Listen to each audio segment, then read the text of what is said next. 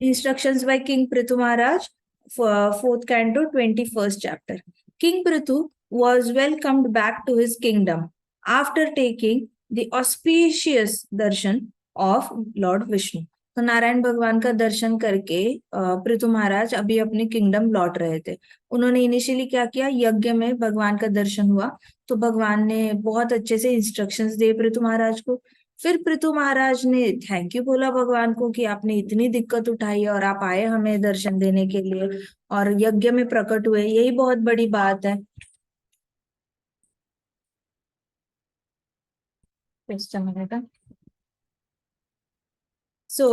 आपने इतना ज्यादा तकलीफ उठाई हमें दर्शन देने के लिए आ गए, इसके लिए हम कैसे थैंक यू बोले, ऐसे भी बोला पृथु महाराज ने। और फिर पृथु महाराज ने जब भगवान विष्णु चले गए तो उनकी आंखों में बहुत ज्यादा आंसू आए, बहुत ज्यादा उनको रोना आ रहा था। फिर उन्होंने जितने भी राजा आए थे, जितने भी ऋषि मुनि आए थे, उनको स्पेशल दान करके सबको थैंक यू बोल के सी ऑफ किया, सबको फेयरवेल किया। फिर पृथु महाराज वापस अपने किंगडम में आ गए। तो strings of shiny pearls, fresh flowers, dazzling minerals, ripe fruits bedecked the city. तो सिटी को इतना अच्छे से डेकोरेट किया था पृथु महाराज का वेलकम करने के लिए।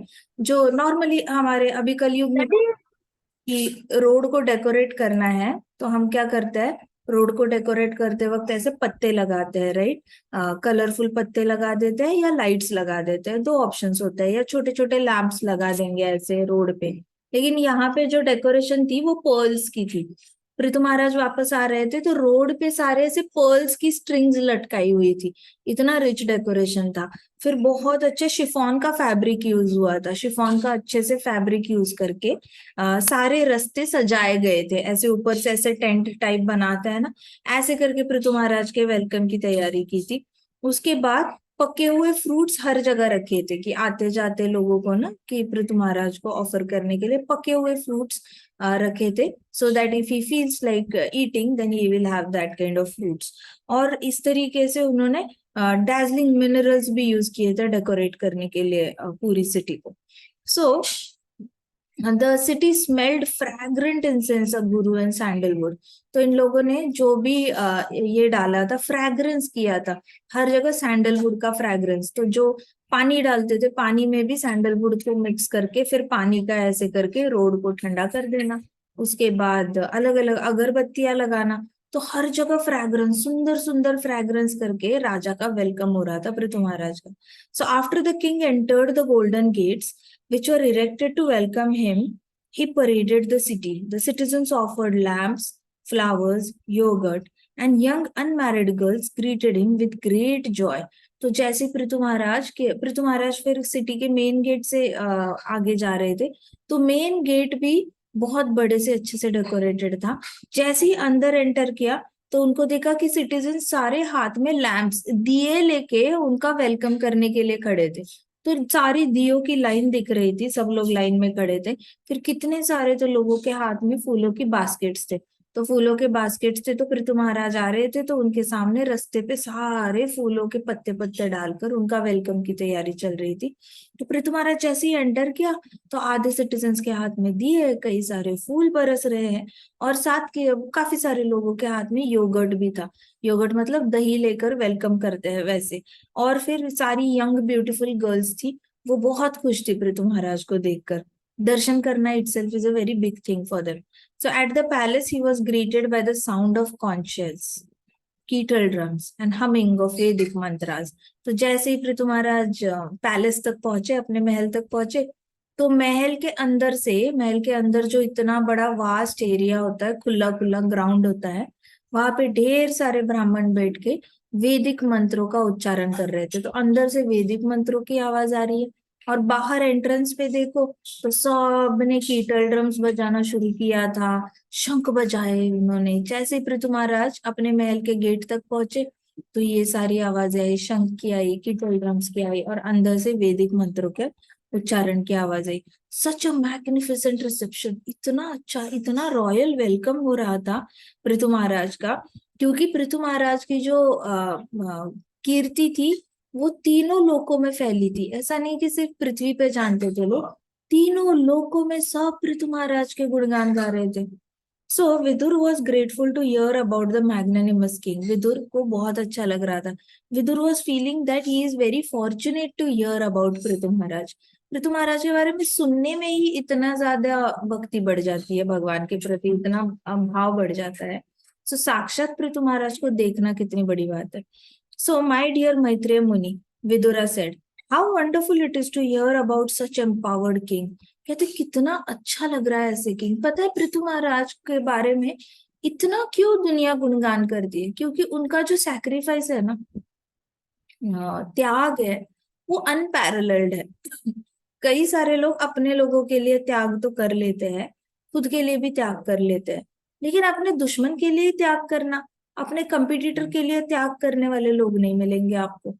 कंपटीटर के साथ लोग कंपटीशन करेंगे, कंपटीटर के साथ लोग द्वेष करते हैं, लोग क्या होते हैं, जेलस होते हैं कंपटीटर के साथ। लेकिन यहाँ पे पृथु महाराज का कंपटीटर इंद्र जब आया था, तो इंद्र की मूर्खता के लिए, या आप कह सकते हो इंद्र की इमेच्योरिटी के लिए, इंद्र को अपनी स्टूपिडिटी स्टॉप करने के लिए पृथु महाराज ने अपना 100th यज्ञ सैक्रिफाइस किया था। मतलब किया ही नहीं, 99 यज्ञों तक रुके। तो ऐसी पर्सनालिटी मिलना नेक्स्ट टू इम्पॉसिबल है। आपको कभी कंपटीशन के लिए कोई त्याग कर रहा है, ऐसा इंसान मिलना तो बहुत ही मुश्किल है ना। महाभारत में भी देखा, ऐसे नहीं हुआ कि एनिमी के लिए अर्जुन तो तैयार थे, लेकिन कृष्णा नहीं चाहते थे वो बैकआउट करे। यहाँ पे ब्रह्मा जी आए, साक्षात विष्णु आए, और उन्होंने पृथु महाराज को इंस्ट्रक्ट किया कि वी आर वेरी प्लीज्ड, आप प्लीज वापस ले लो। तो देखो कृष्णा कहीं कहीं कहते हैं कि मत लड़ाई करो, you take back one step, लड़ाई करने में कोई मजा नहीं है। तो यहाँ पे कृष्णा आके पृथु महाराज को अलग इंस्ट्रक्शन दे रहे हैं। कुरुक्षेत्र में कृष्णा अर्जुन को अलग इंस्ट्रक्शन दे रहे कि नहीं, स्टेप बैक नहीं करना। वहां पे तो अर्जुन खुद से रेडी है स्टेप बैक करने के लिए, लेकिन कृष्णा भगवत गीता बोल देते हैं उसको मोटिवेट करने के लिए कि लड़ाई करना एक क्षत्रिय का धर्म है, लड़ाई करो। और यहाँ पे विष्णु आके पृथु महाराज को बोलता है कि तुम ऑलरेडी लड़ाई कर रहे हो, तुम जीत सकते हो। इंद्र ने तो रुकना नहीं है, उसने बार बार घोड़ा चुराना ही चुराना है, तो उसकी मूर्खता तो रुकने नहीं वाली। तो तुम ही रुक जाओ बुद्धिमान समझकर, तुम बैकआउट कर जाओ, तुम मत लड़ो उसके साथ। सो कृष्णा डिसाइड्स, ये कृष्णा का डिस्क्रिमिनेशन पावर है, where it is only that Krishna's will work always. ये एक्सेप्ट करो ना करो, जो नहीं करते वो रोते रोते उनको कभी ना कभी एक्सेप्ट करना ही पड़ता है, जो एक्सेप्ट करते हैं वो हंस के जीवन बिता लेते हैं। अल्टीमेटली कृष्णा को जो चाहिए ना, वही होना है।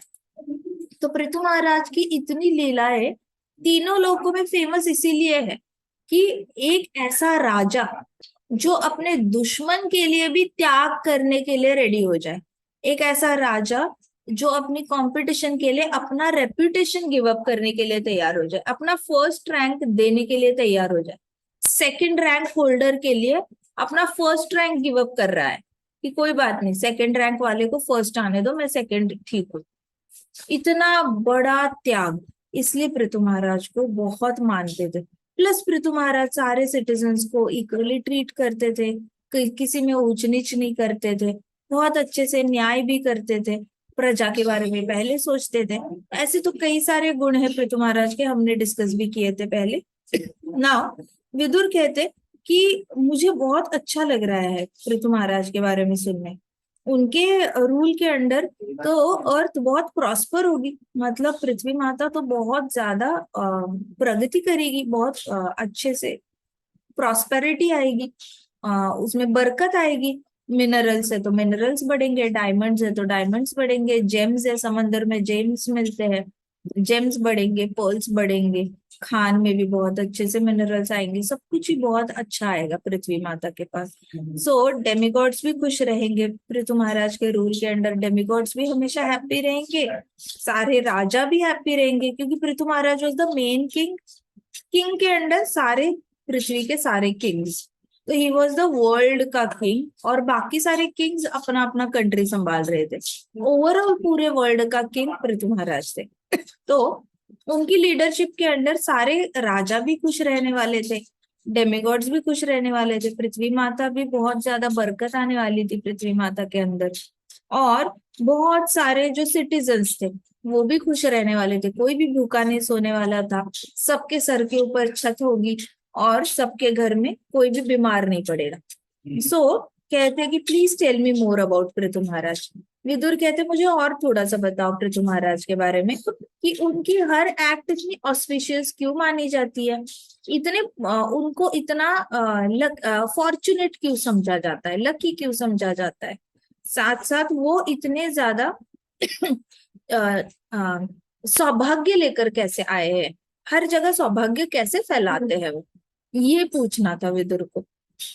तो मैत्रेय मुनि found pleasure in speaking about king Prithu. Maitreya मुनि को तो चाहिए ही था कोई ऐसा मिले जो प्रश्न पूछे, जो भागवत कथा करता है उसको जब कोई प्रश्न पूछता है तो उसको और मौका मिल जाता है कृष्णा को ग्लोरीफाई करने का। तो वैसे मैत्रेय मुनि थे, जैसे ही विदुर ने क्वेश्चन पूछना मैत्रेय मुनि ने बड़े हैप्पी हो जाना। He explained that king lived in opulence in the land of Brahmavat between the Ganga and Yamuna river.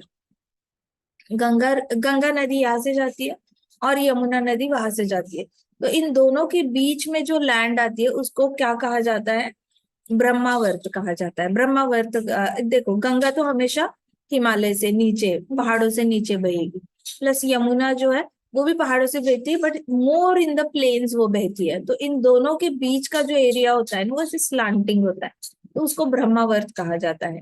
तो with this royal scepter, he ruled over all 7 continents, and no one dared to disobey him.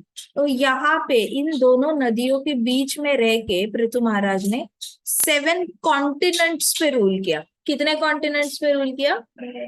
7 continents पे rule किया, और कभी किसी ने थोड़ी सी भी complain नहीं की कि पृथु महाराज पार्शियलिटी कर रहे हैं, पृथु महाराज ये गलत कर रहे हैं, इनको फेवर कर रहे हैं, उस कॉन्टिनेंट को फेवर कर रहे हैं, हमारी तरफ तो ध्यान ही नहीं है। जैसे इंडिया में सबके तरफ ध्यान देने के बाद भी हमारा इंडिया का कोई एक पोर्शन है उसको लगता है कि हम गवर्नमेंट से इग्नोर हो रहे हैं।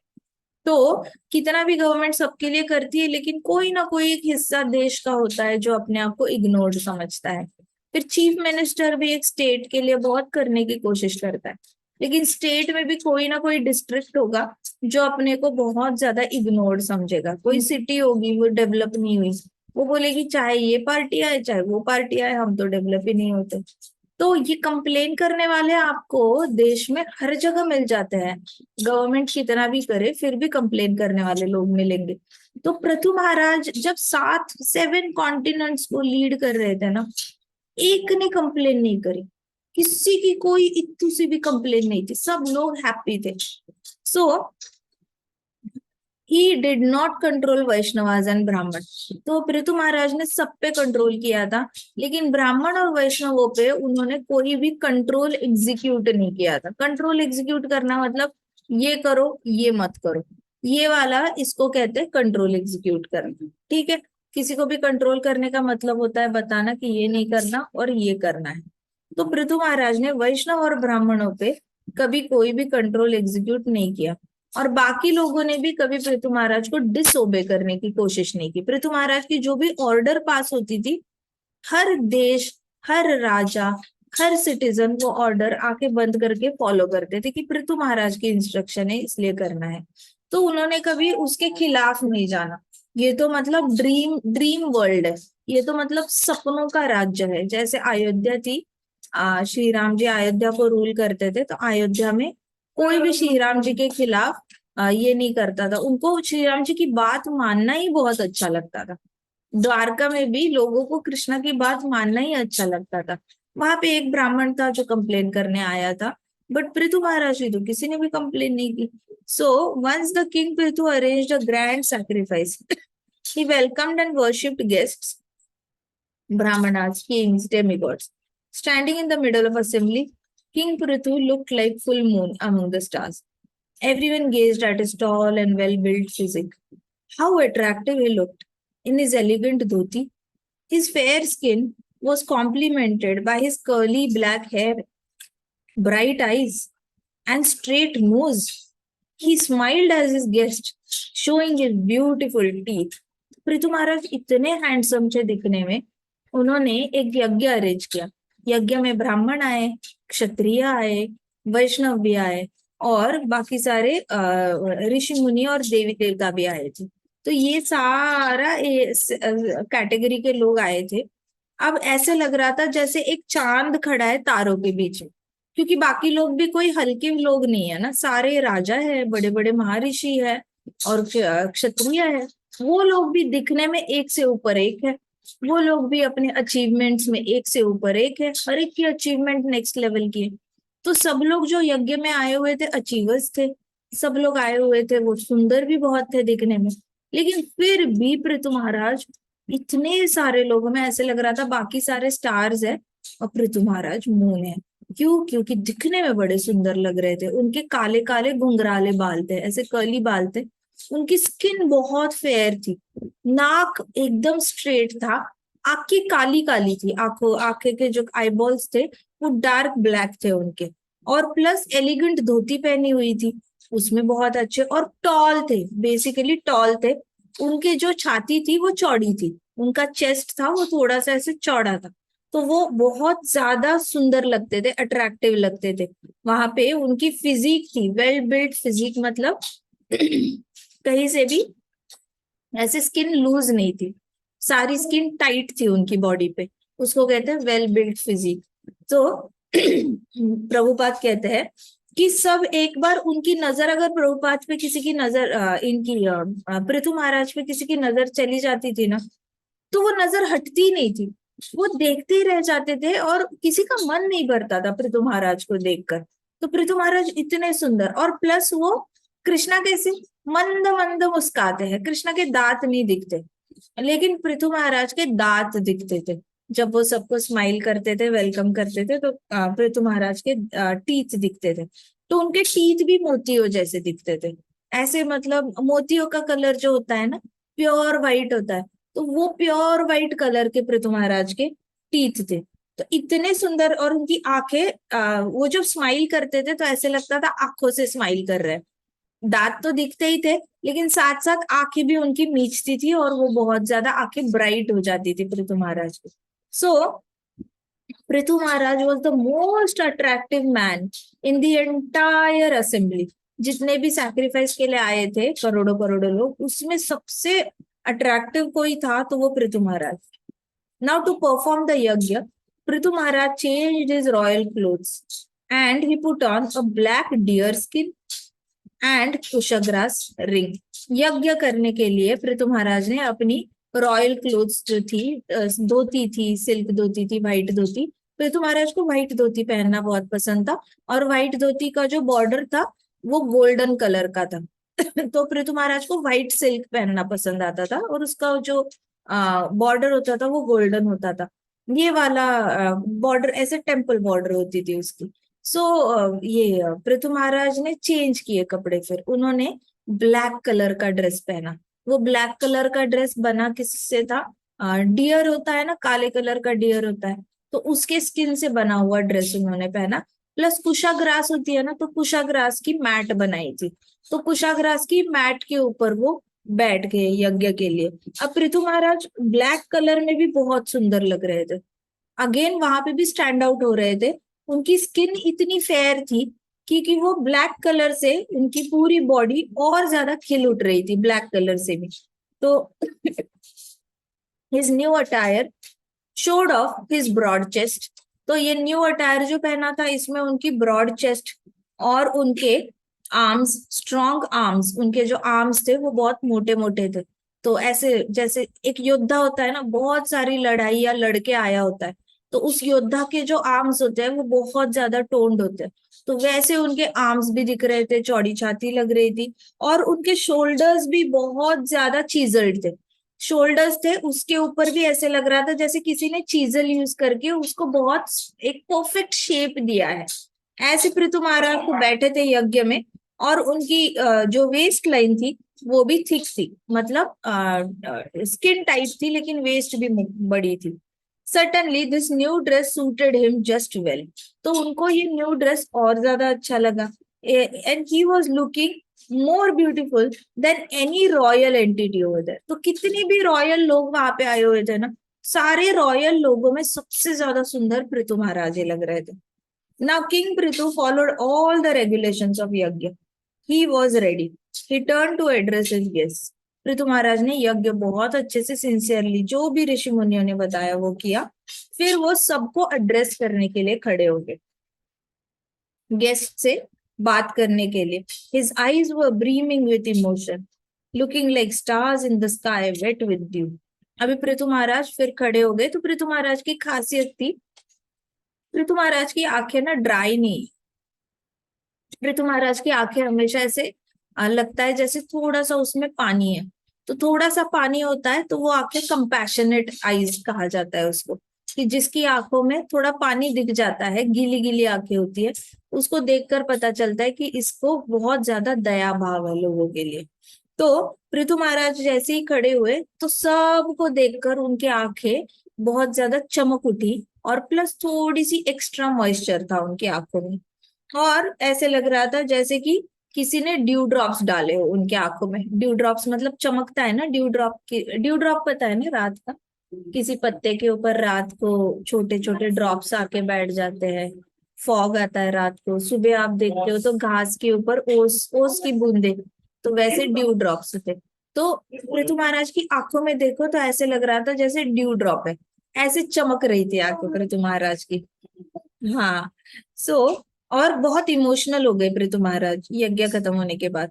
पृथु महाराज ने कहा, O gentle souls, please hear my plea, for I like to present my decision before you noble souls. अभी पृथु महाराज ने कहा, ओ जेंटल सोल्स, सारी आत्माओं, मुझे आपका अटेंशन चाहिए। आप एक बार मेरी तरफ ध्यान दो। मैं आपको कुछ रिक्वेस्ट करना चाहता हूँ, और मैं आप सारे नोबल सोल्स के सामने मैं अपनी एक डिसीजन बताना चाहता हूँ। ऐसे करके पृथु महाराज ने सबको एक साथ देखा और एड्रेस किया। The Lord mercifully made me king, therefore I hold the scepter to protect and rule every resident of this planet. My duty is to ensure everyone is engaged in Lord's service and respective duties in वर्णाश्रम धर्म। तो पृथु महाराज ने कहा कि कृष्णा ने बहुत कृपा दिखाकर मुझे राजा बनाया है इस वर्ल्ड का, और मेरी ड्यूटी है कि मैं हर एक इंसान का रक्षण करूं। हर एक इंसान का, इस प्लेनेट पे जितने भी लोग हैं उसमें से हर इंसान का रक्षण मैं करूं। मेरी ड्यूटी है कि सब लोग कृष्ण भगवान की सेवा में बिजी हो किसी ना किसी तरीके से, और सब लोग अपने वर्णाश्रम के ड्यूटीज भी करें। वर्णाश्रम मतलब जो क्षत्रिय है वो क्षत्रिय की ड्यूटी निभाए, जो ब्राह्मण है वो ब्राह्मण की ड्यूटी निभाए, जो वैश्य है वो अपनी ड्यूटी करे, और जो क्षुद्र है वो अपनी ड्यूटी करे, प्लस जो ब्रह्मचारी है वो अपनी ड्यूटी करे। फिर जो गृहस्थ आश्रम में है वो अपनी ड्यूटी अच्छे से करे, जो वानप्रस्थ में चला गया है वो भी अपनी ड्यूटी अच्छे से करे, और जो सन्यास ले लिया है उसने वो भी अपनी ड्यूटी अच्छे से करे। तो मेरी जिम्मेदारी है कि इस प्लैनेट का हर एक रेसिडेंट जो है वो कृष्णा की भी सेवा करे और अपना धर्म भी बाखूबी निभाए, अच्छे से करे। कोई भी अपने धर्म में कम ना ऐसे मतलब स्टेप बैक ना करे। I am convinced that by performing the duties of king, I will attain the most treasured goal of Vedas. कहते मुझे इतना गारंटी है कि मैं राजा बनकर अगर मैं अपने कर्तव्य अच्छे से निभाऊंगा तो मैं वेद शास्त्रों का जो लक्ष्य है वो प्राप्त कर पाऊंगा। वेद शास्त्रों का एक ही लक्ष्य है कि जितनी भी आत्माएं यहाँ पे आती है ना वो पीस एंड हार्मनी से एक दूसरे के साथ रहे। वेद शास्त्रों में इतना जितना भी ज्ञान दिया है ना वो सबको हैप्पी करने के लिए ज्ञान दिया हुआ है। अब किसी की हैप्पीनेस तपस्या में होती है, किसी की हैप्पीनेस महल में होती है, किसी की हैप्पीनेस सोने में होती है, किसी की हैप्पीनेस शास्त्र पढ़ने में होती है। तो सबको हैप्पी करने के लिए शास्त्र, वेद शास्त्र लिखे हुए हैं। और क्यों किया है? ताकि हर एक जन अपने अपने में खुश रहे और एक दूसरे के तंग ना करे। जब पर्सन ए अनहैप्पी रहता है तो वो आसपास के ABCDEFGHIJKLMNOPQRSTYZ ऐसे 26 लोग उसके आसपास दो, उसके अंदर इतनी पावर आ जाती है वो आसपास के 26 लोगों को दुखी कर सकता है। एक दुखी इंसान आसपास के सारे लोगों को दुखी करता है, और एक हैप्पी इंसान जिससे भी मिलता है, जैसे फूल की खुशबू फैलती है, वहां पे हर जगह हैप्पीनेस फैलाता है। सो वेद शास्त्रों का एक ही लक्ष्य है कि हर एक जन पीस और हार्मनी के साथ इकट्ठे रहे, और उसके लिए तो पहले खुद पीसफुल बने और खुद हैप्पी रहे। खुद पहले पीसफुल और हैप्पी रहेगा तो आसपास के लोग अपने आप ही पीसफुल और हैप्पी रहेंगे। अब person A peaceful and happy है, पर्सन बी भी पीसफुल एंड हैप्पी है, तो ये दोनों आके क्या हो जाएगा, हार्मनी आ जाएगी। हार्मनी आ जाएगी मतलब बहुत वृंदावन जैसा, अयोध्या की तरह लोग सब ऐसे बहुत हैप्पीली रहेंगे इकट्ठे। तो वेद शास्त्रों का तो लक्ष्य ही है कि पहले तो शांतिमय और हार्मोनियस लाइफ जियो, साथ साथ अपना वर्णाश्रम करते रहो और भक्ति करते रहो। ये दोनों चीजें पकड़कर हार्मोनियसली सबके साथ रहकर आप बैक टू गॉडेड चले जाओ। वैकुंठ जाना है वैकुंठ चले जाओ, गोलोक जाना है गोलोक चले जाओ, मर्जी है अपनी। सो पृथु महाराज ने बोला कि मैं राजा बनकर, मुझे, अगर मैं अपने कर्तव्य अच्छे से करूंगा तो मुझे गारंटी है कि मैं वेद शास्त्रों का गोल अचीव कर पाऊंगा। वेद शास्त्रों का गोल तो हमें पता ही चल गया, क्या है वेद शास्त्रों का गोल? अच्छा, क्या है वेद शास्त्रों का गोल? शाबाश। वेद शास्त्रों का गोल है कि सब लोग अपनी भक्ति भी करें, वर्णाश्रम धर्म फॉलो करे, और पीस एंड हार्मनी के साथ एक दूसरे के साथ रहे, कोई लड़ाई वड़ाई ना करे, अननेसेसरी एक दूसरे को तंग ना करे, सब अपनी अपनी स्पेस में हैप्पी रहे। सो पृथु महाराज ने कहा अगर मैं अपने आप को अच्छे से ड्यूटी करूंगा मैं अपनी, तो मुझे गारंटी है कि मैं वेद शास्त्रों का गोल अचीव कर पाऊंगा। सो पृथु महाराज ने कहा कि my major goal is to worship the lotus feet of supreme personality of Godhead. तो पृथु महाराज ने कहा कि मेरा पर्सनल गोल है कि मैं भगवान के चरण कमलों की पूजा करता रहूं हमेशा अपने मन में। I can just satisfy the lord, then anything is possible. Prithu Maharaj ने कहा अगर मैं कृष्ण को प्रसन्न कर पाया तो मैं कुछ भी अचीव कर सकता हूँ। इतना मुश्किल काम है ना 7 कॉन्टिनेंट्स को रूल करना, और किसी की भी कंप्लेन ना आना। आज तक एक प्राइम मिनिस्टर, एक प्रेसिडेंट नहीं बना है जिसको ऑपोजिशन पार्टी ने तंग नहीं किया है, जहां पे ऑपोजिशन पार्टी उसकी चीची तू नहीं कर रही है और उसको नीचे गिराने की कोशिश नहीं कर रही है। आज तक ऐसा कहीं रूल देखा ही नहीं है। कितना भी अच्छे से अच्छा राजा होगा जिसने बहुत लोगों के लिए किया है, फिर भी वो राजा को किसी ने विष दे के मारा होगा, उसी के बेटे ने मारा, या फिर उसकी पत्नी ने मारा, किसी न किसी ने आके उसको तंग किया हुआ है। तो कितना भी फिलैंथ्रोपी करता है एक राजा, तो भी आपको रिटर्न में गारंटी नहीं है कि आपके सिटीजन्स आपको बहुत ज्यादा ये मानेंगे। हो सकता है उनमें से ही कोई आकर पलटेगा और आपको मार डालेगा। लेकिन ये जो पोजीशन थी पृथु महाराज की, पृथु महाराज को कोई टेंशन नहीं थी कि बहुत बड़ी जिम्मेदारी है, और बहुत सारे चैलेंजेस आएंगे, लोग बुरा भला भी बोलेंगे, क्वेश्चन उठाएंगे कि मैंने ये रूल क्यों बनाया, वो रूल क्यों बनाया, इसको पनिश किया उसको पनिश क्यों नहीं किया, इसका ऐसा प्रॉब्लम सॉल्व किया उसका प्रॉब्लम क्यों नहीं सॉल्व किया, उसको जस्टिस क्यों नहीं दी। हजार कंप्लेन आती है लोगों की। इतना ज्यादा मुश्किल रोल है। लेकिन पृथु महाराज कहते हैं मुझे इतना गारंटी है अगर मैं कृष्णा के चरण कमलों की पूजा करके कृष्णा को हैप्पी कर पाया ना, तो कुछ भी इम्पॉसिबल नहीं है। मैंने मेरा जो गोल है वो मैं अचीव करके ही रहूंगा। ये वाला जो कॉन्फिडेंस है ना पृथु महाराज का, वो अपने अंदर आना बहुत जरूरी है। कुछ भी डिसाइड करो लाइफ में, लेकिन अगर if you can remember lotus feet of Krishna and please Krishna, कैसे रिमेम्बर करना है? हर रोज सुबह उठ के आप नहा लेते हो तो गोपाल जी के चरण कमलों पे तुलसी का पत्ता ऑफर करो, थोड़ा सा चंदन लगाना है और गोपाल जी के चरण कमलों पे चिपका देना है।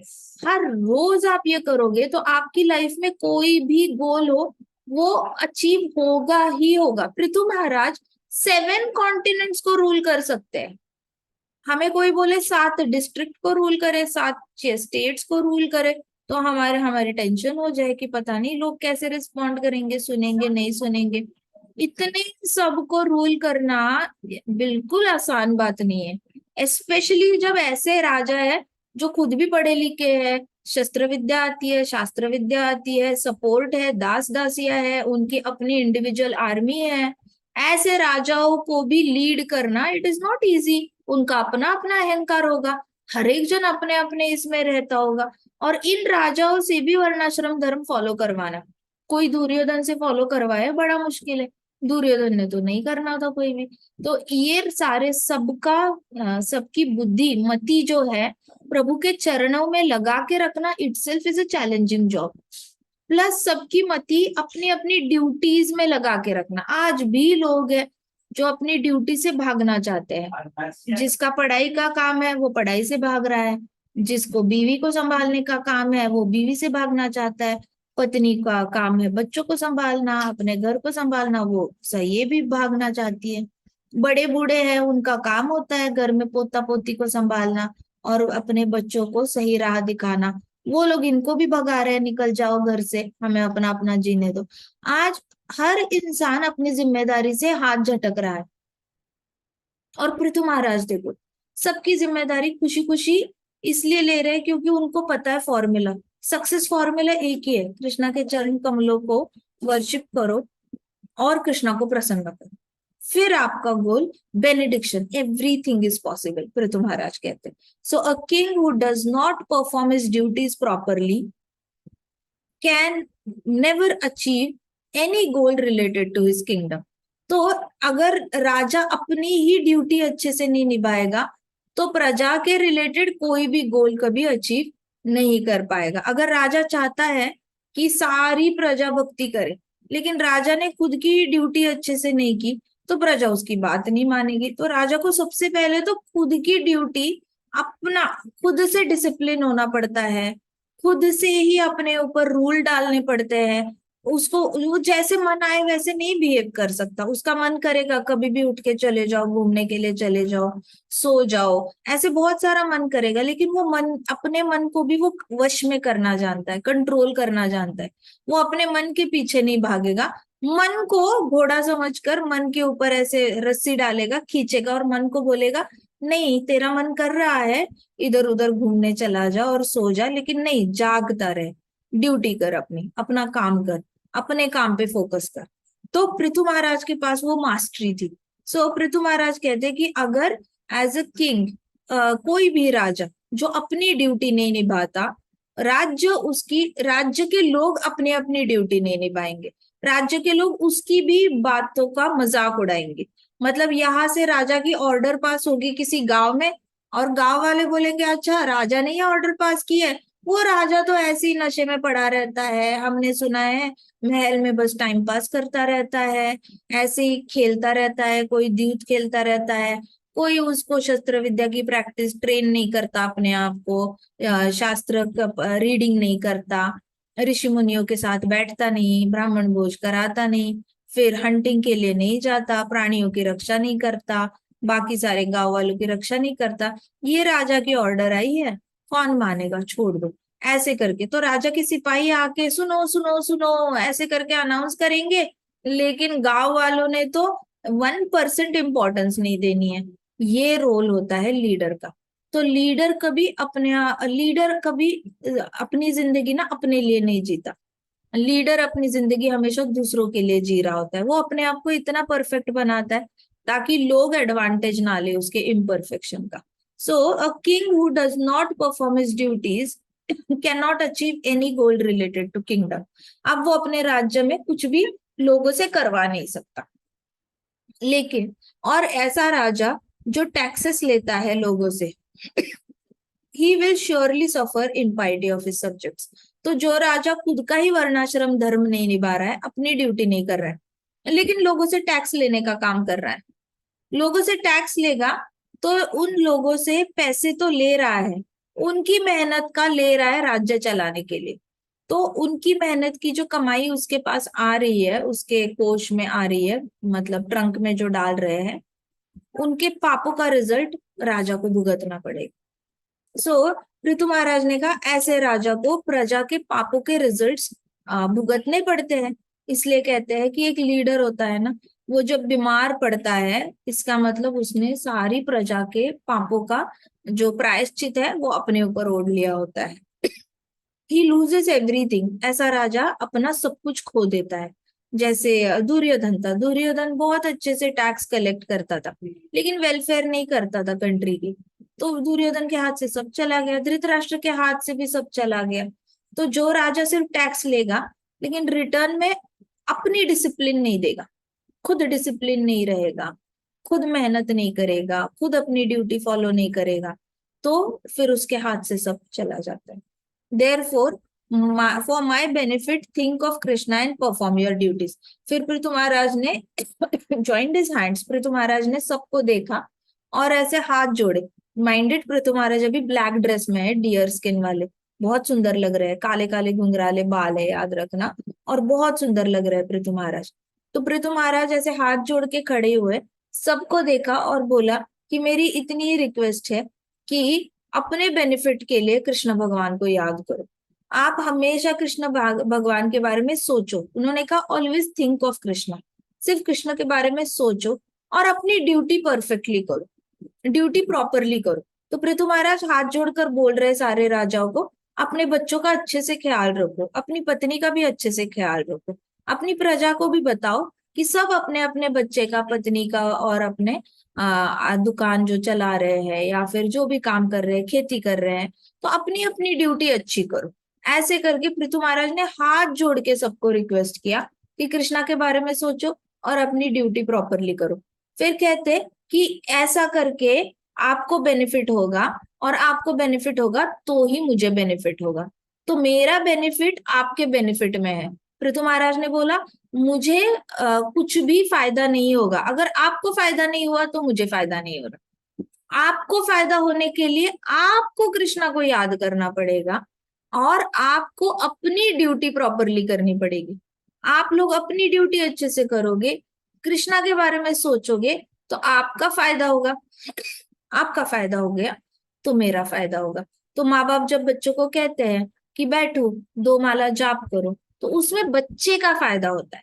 बच्चे का फायदा होगा तो माँ बाप को फायदा होगा, बच्चे को फायदा नहीं होगा तो माँ बाप को भी फायदा नहीं होता। बच्चे को अगर बोलेंगे पढ़ाई करो, तो बच्चा अपना धर्म निभाएगा पढ़ाई करने का, उससे बच्चे को फर्स्ट रैंक आएगा, सेकंड रैंक आएगा, पास होगा, डिस्टिंक्शन आएगा, बच्चे को कामयाबी आएगी तो माँ बाप कामयाब ठहराए जाएंगे, बच्चे को कामयाबी नहीं आएगी तो माँ बाप को कामयाबी नहीं मिलेगी।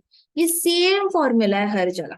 तो पृथु महाराज ने हाथ जोड़ के सबको बोला, O pure hearted souls, I ask for your support in this, for we all will benefit from Krishna conscious kingdom. तो उन्होंने कहा कि हे noble souls, pure hearted souls, मतलब हे सारी पवित्र आत्माओं, मैं आपके सपोर्ट मांगता हूं। अगर हम सब ने हम सब बेनिफिट हो जाएंगे अगर हम एक कृष्णा कॉन्शियस किंगडम एस्टैब्लिश कर पाए तो। कहते हैं अगर हम कृष्णा कॉन्शियस, कृष्ण भावनामृत किंगडम अगर हम सब लोगों ने मिलकर बनाया ये पूरा किंगडम, तो हम सबको बेनिफिट होगा, हम सबका इसमें फायदा होगा। ऐसे करके पृथु महाराज ने हाथ जोड़ के सबको सीक्रेट बताया कि कैसे हम सबने सक्सेसफुल बनना है इकट्ठे, सबका भला हमने कैसे करना है। अपना भला करो, फिर अपने आप राज्य का भी भला होता है। So all eyes were on king, सब आके आके ना देख रहे थे, सब लोग पृथु महाराज को देख रहे थे। और कई सारे लोग ना, there were some envious persons also in the assembly, कुछ लोग ईर्ष्या वाले लोग भी थे, मतलब वही लोग जो अपने राज्य में सब लोग उनको बहुत, अरे ये राजा बड़ा सुंदर है, बड़ा हैंडसम है, उस राजा को उसके राज्य के लोग देखने के लिए लाइन लगाते होंगे। लेकिन जैसे ही ये पृथु महाराज के यज्ञ में आया, उसको ऐसा लगा कि ये तो मुझसे भी अच्छे है, ये तो मुझसे भी ज्यादा सुंदर है दिखने में, मुझसे ज्यादा टॉल है, मुझसे ज्यादा अच्छे बाल है, मुझसे ज्यादा अच्छी बाहु है, इनकी छाती ज्यादा चौड़ी है। तो इनके अंदर ईर्ष्या आ गई। अब तक तो सोचा था मैं ही अच्छा हूं, लेकिन अभी लग रहा है कि ये स्टैंडर्ड में अचीव ही नहीं कर सकता। तो ऐसे वाले ईर्ष्या करने वाले राजा भी बहुत सारे थे वहां पे। तो ये सारे जो एनवियस लोग थे, Prithu Maharaj did not care for them. देखो बहुत इंपॉर्टेंट लाइन है, Prithu Maharaj did not care for envious people in the assembly. बोलो, Prithu Maharaj did not care for the envious people in the assembly. तो लाइफ में जब एनवियस लोग आएंगे, अननेसेसरी केयर मत कर। केयर अपनों की जाती है, ठीक है। केयर उनकी की जाती है जिनको हमारी केयर होती है। जिनको हमारी ईर्ष्या होती है, हम उनकी केयर करने नहीं जाते। आई बात समझ में? डॉक्टर पेशेंट को ट्रीट कर रहा है और पेशेंट अगर ईर्ष्या करने लग गया डॉक्टर से, हाय बड़ा पढ़ा लिखा है, ओ कितना बड़ा हॉस्पिटल है, अरे देखो इसके पास कितने पेशेंट आ रहे हैं, ये तो बहुत अच्छा से कमा रहा है, अरे देखो डॉक्टर कार में बैठ के आए हैं। अगर पेशेंट ही डॉक्टर की ईर्ष्या करेगा तो क्या वो डॉक्टर उसकी केयर कर पाएगा? पेशेंट ने तो कंटिन्यूअसली उसकी ईर्ष्या करके मेडिसिन भी नहीं खाना है, डॉक्टर ने दिया हुआ कुछ भी नहीं, उसने डॉक्टर से ईर्ष्या करती रहनी।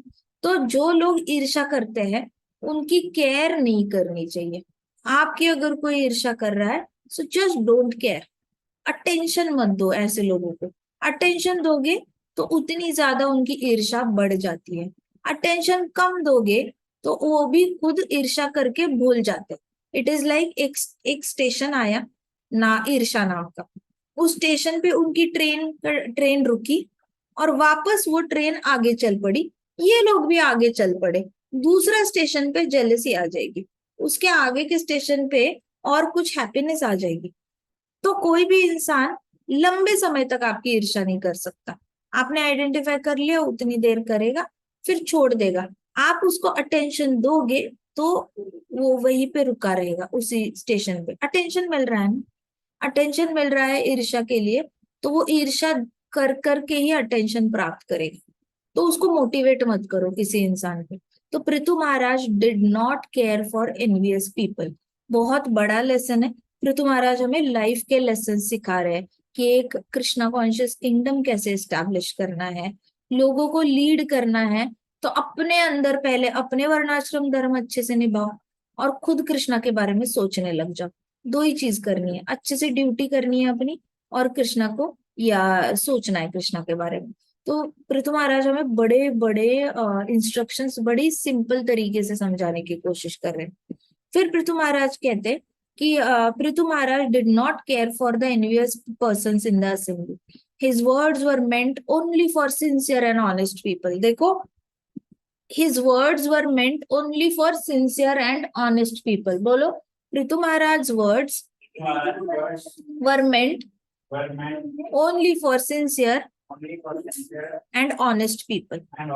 तो अपने अंडर ना कुछ लोग ना कंडीशन लगा देते। उनको क्या लगता है, मैं 300 लोगों से बात कर रहा हूँ, 300 के 300 लोगों ने मेरी बात सुननी चाहिए ना। 300 लोगों में से ना आपकी बात सुनने वाले 30 लोग ही होंगे जो सिंसियरली सुनेंगे। उसमें से 30 में से 3 लोग होंगे जो ऑनेस्टली फॉलो करेंगे। तो ऐसे करके रेशो हमेशा नीचे ही आएगा। सो कंडीशन नहीं डालनी है। तो पृथु महाराज जो भी बोल रहे थे उनको पता था कुछ लोग एनवियस है, वो नहीं सिंसियर और ऑनेस्ट नहीं है। तो जो भी बोल रहे थे पृथु महाराज के दिमाग में क्लियर था कि मैं किसको एड्रेस कर रहा हूँ असेंबली में। असेंबली में हर तरीके का इंसान खड़ा है, लेकिन आप किसको एड्रेस कर रहे हो आपको पता होना चाहिए कि आप किस तरीके के लोगों से बात कर रहे हो।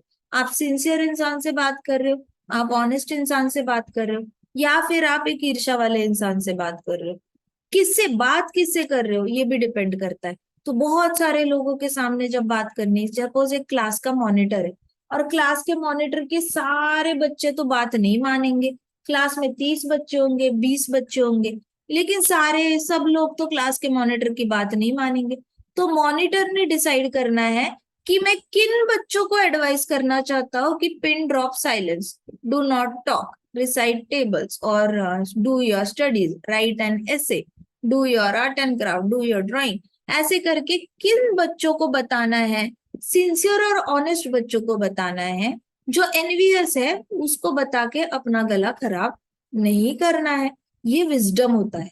मतलब बोलने की अकल तो है, लेकिन किसको बोलना है इसकी अकल भी होना बहुत जरूरी है।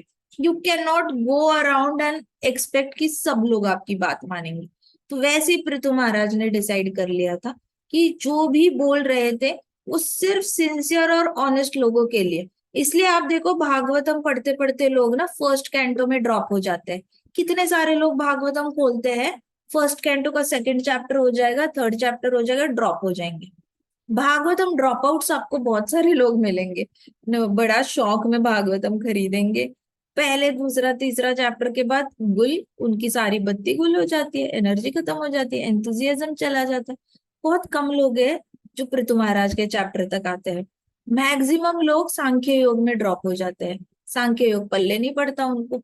तो ऐसे करके फिल्टर होते होते जो 12वें स्कंद तक पहुंच गया, समझ लेना कृष्णा की कृपा इसी सिंसियर और ऑनेस्ट इंसान के ऊपर। पृथु महाराज का ये पृथु महाराज, ये शब्द सुनना भी कृष्णा की कृपा है। पृथु महाराज, ये वर्ड भी कान पे आ रहा है, इसका मतलब कृष्णा की कृपा हो चुकी है। अब पृथु महाराज कैसे थे, ये तो फिर कृष्णा का एडेड बोनस कृपा है जो कृष्णा हमें दे रहे हैं। So there are very few people who reach till Prithu Maharaj chapter. कौन से आएंगे, सिर्फ सिंसियर और ऑनेस्ट, क्योंकि ये सारी इंस्ट्रक्शंस सिर्फ सिंसियर और ऑनेस्ट लोगों के लिए बनी है। पृथु महाराज हाथ जोड़ के हमें बता रहे हैं अपनी ड्यूटी अच्छे से करो, कृष्णा के बारे में सोचो। दो ही चीजें बोल रहे हैं, कुछ नहीं बोल रहे। और फिर द लेडीज एंड जेंटलमैन, फिर पृथु महाराज क्लियर्ड हिज थ्रोट ऐसे किया उन्होंने, और फिर डिक्लेयर किया कॉन्फिडेंस के साथ, और ज्यादा कॉन्फिडेंस से अपना वॉल्यूम हाई किया पृथु महाराज ने, और बोला ladies and gentleman, there is definitely a supreme authority who awards everyone the results of their past activities. How else do you explain why some people are born with great beauty and power, while others are born with less beauty and less power? The Vedas confirm this very fact. So do many great authorities such as Manu, Uttanapad, Dhruv, Priyavrata, Prahlad, Bali, my grandfather Anga, and many others. All these great personalities worship and depend upon Supreme Lord. तो पृथु महाराज ने कहा ladies and gentleman, ये सारे प्रकृति के पीछे definitely एक supreme personality of godhead, एक सुप्रीम एनर्जी है। नहीं तो आप ये फिनोमेना एक्सप्लेन कैसे कर सकते हो कि कुछ लोग बहुत ब्यूटीफुल और बहुत पावरफुल जन्मते हैं, बहुत पावर के साथ जन्मते हैं, और कुछ लोगों में ब्यूटी बहुत कम होती है और पावर भी कम होती है, इन्फ्लुएंस भी कम होता है इनका। तो ये फिनोमेना आप कैसे एक्सप्लेन करते हो कि कौन सा बच्चा किस घर में पैदा होता है? इसका तो कोई आंसर ही नहीं है। किसी बच्चे को बहुत रिच फैमिली मिलती है, किसी बच्चे को बहुत पुअर फैमिली मिलती है। इसको एक्सप्लेन करने के लिए एक ही आंसर है कि आपके पिछले जन्मों के कर्मों के पास्ट लाइफ एक्टिविटीज के बेसिस पे ऊपर कोई बैठा है, कोई सुप्रीम एनर्जी है जो डिसाइड कर रही है पिछले जन्मों के एक्टिविटी के हिसाब से कि आप रिच फैमिली में जन्म लोगे और आप सुंदर जन्मोगे, या फिर पुअर फैमिली में जन्म लोगे, लेस ब्यूटीफुल बनोगे। सो कहते पृथु महाराज कि वेद शास्त्रों ने भी बोला है और बड़े बड़े राजा भी बोल के गए हैं। बड़े बड़े राजा कौन? Manu, Swayambhuva Manu, Uttanapada, king Dhruva, king Priyavrata, king Prahlad, king Bali Maharaj and king Anga. तो ये सारे किंग्स जो है, जो सक्सेसफुल लीडर्स बन के गए, ये कोई ऐसे वैसे लीडर नहीं है, ये लोग भी पूरे वर्ल्ड को ही रूल कर रहे थे। जितनी भी बताए हैं एग्जाम्पल्स, मनु भी पूरे ब्रह्मांड को रूल करते हैं, उत्तानपाद भी तीनों लोगों को रूल कर रहे थे, ध्रुव महाराज भी कर रहे थे, ध्रुव लोग भी हैंडल कर रहे थे। साथ साथ किंग उत्तानपाद मरने के बाद उन्होंने वापस तीनों लोगों की जिम्मेदारी ध्रुव के सर पे आ गई थी। फिर किंग प्रियव्रत भी है, प्रहलाद महाराज भी कर रहे थे, बलि महाराज भी कर रहे थे, अंग भी कर रहे थे। तो ये सब ने कंफर्म किया है। सब लोग एक ही चीज बोलते हैं कि है कोई ऊपर जो डिसाइड करता है पिछले जन्मों के हिसाब से कि कौन कहाँ पे जन्मेगा, और सब कुछ उसके कंट्रोल में है। So everything is under the control of supreme authority. ये सारे राजाओं बता के गए हैं, और सारी ये ग्रेट पर्सनालिटीज जो है सब सुप्रीम लॉर्ड को वर्शिप भी करती है। तो सबके घर में नारायण भगवान का मंदिर था, सबके घर में कृष्णा थे, नारायण थे, सबके घर में भागवत कथा होती थी और ब्राह्मण भोजन होता ही होता था। सो ये सारा जो रूटीन था, ये हमने स्वयंभुआ मनु की कथा में पढ़ा था ऑलरेडी, कि एक राजा का, जो राजा कृष्णा कॉन्शियस राजा होता है, उसका रूटीन क्या होता है। तो तो ये सारे राजा सेम रूटीन फॉलो करते थे, तो ये राजा तीनों लोगों के स्वामी होने के बाद भी कृष्णा को एक्सेप्ट करते थे as supreme personality of Godhead. तो इसलिए पृथु महाराज कह रहे हैं कि इतनी बड़ी बड़ी पर्सनालिटीज बता के गए हैं, so it only make sense for you all to follow supreme personality of Godhead. तो इसलिए पृथु महाराज ने सबको हाथ जोड़ के बोला कि कृपा करके आप कृष्ण भगवान के चरण कमलों को याद करो। सी, पृथु महाराज को क्या पता नहीं होगा, आधी जनता ब्लैक मैजिक वाली है, कहीं नागा बाबाज बैठे हुए, कहीं मायावादी बैठे हुए, आधे लोगों को मेडिटेशन करना है, आधे लोगों को मंदिर में जाके सिर्फ पूजा ही करनी है, किसी को हरि नाम नहीं लेना, किसी को भक्ति नहीं करना। तो पृथु महाराज को पता था कि सारी मिक्स्ड ऑडियंस बैठी हुई है यज्ञ में, और इतनी मिक्स्ड ऑडियंस को एड्रेस करके कृष्णा को सुप्रीम पर्सनालिटी ऑफ गॉडेड उन्होंने एस्टैब्लिश किया उस असेंबली में। It is very difficult, very difficult. आज हमारे प्राइम मिनिस्टर भी जाके अगर सारे प्राइम मिनिस्टर्स के बीच में बोलना चाहते हैं ना कि Krishna is supreme personality of godhead and everybody should follow Krishna, ये बोलने की हिम्मत भी किसी के पास नहीं है। जहाँ पे 150 कंट्रीज के सारे लीडर्स आए हुए हैं और सारे लीडर्स के सामने बोलना, nobody will dare to declare Krishna as a supreme personality of Godhead, क्योंकि सबको पता है कोई ग्रीक गॉड को वर्शिप कर रहा है, कोई इटालियन है, कोई ये है, कोई वो है, हर एक का अपना अपना गॉड बना हुआ है। लेकिन Prithu Maharaj was the only one who showed this guts, इतनी ज्यादा हिम्मत दिखाई उन्होंने हर तरीके के ऑडियंस के सामने, he declared Krishna as supreme personality of Godhead, method भी बताई कैसे वर्शिप करो, और साथ साथ अपनी ड्यूटी अच्छे से करो। That's why Prithu Maharaj is very special in Shrimad Bhagavatam. Prithu Maharaj जैसी पर्सनालिटी तो मिलेगी ही नहीं, भागवतम में भी नहीं मिलती, इतनी इन्फ्लुएंशियल और इतनी पावरफुल पर्सनालिटी है। हम बाकी कथा हम कल करेंगे, ठीक है। ग्रंथराज श्रीमद् भागवतम की जय, शिल प्रभुपाद की जय, श्री श्री राधा जय माता की जय, जय श्री कृष्ण बलराम की जय, वृंदावन धाम की जय, जय छोटे भक्तों की जय। जय हरे कृष्णा हरे हरे कृष्णा कृष्णा कृष्णा कृष्णा कृष्णा हरे कृष्णा हरे, हरे हरे हरे राम हरे राम राम हरे राम राम राम राम हरे हरे। राम की जय हरे कृष्ण माता जी, शुभ हरे कृष्णा रात्रि। हरे